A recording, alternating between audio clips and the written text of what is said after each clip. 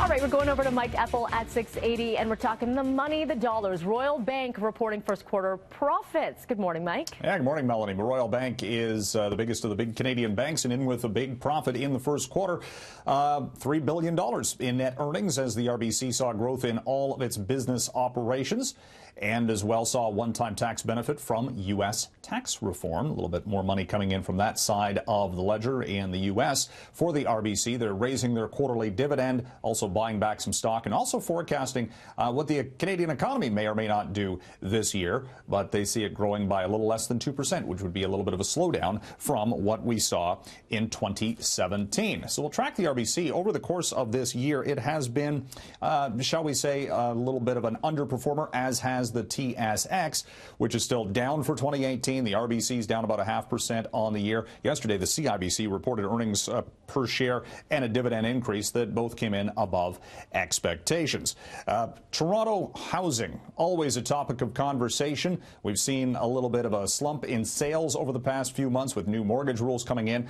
The larger problem, though, might be the fact that there aren't enough new homes to buy. The Building and Land Association saying that in January, new home sales dropped across the GTA comparably by 31% from January a year ago. Now, January in 2017 was a red-hot housing market, but the folks at Build say that there's just not enough new construction going on, no place to build due to land use restrictions. An interesting quote talking about the future growth of Toronto and where people are actually going to find new housing if we don't start building new homes.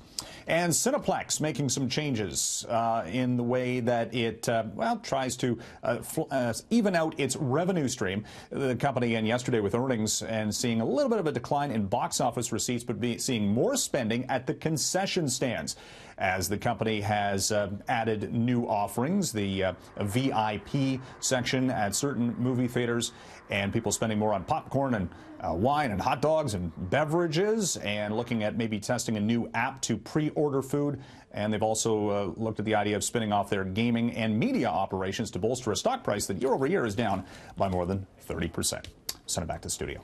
I love the VIP experience. I know you can't go back if you. I got to have the reclining seats, Kev. I want a reserved seat. I want a reclining seat. I want food. I want food service during the movie, though, and the beverage service during the movie. They stop. I don't know. Maybe they could just use special. We've grown soft. I think we have. I think we have. All right, thank you so much, Mike. Appreciate it. You're welcome.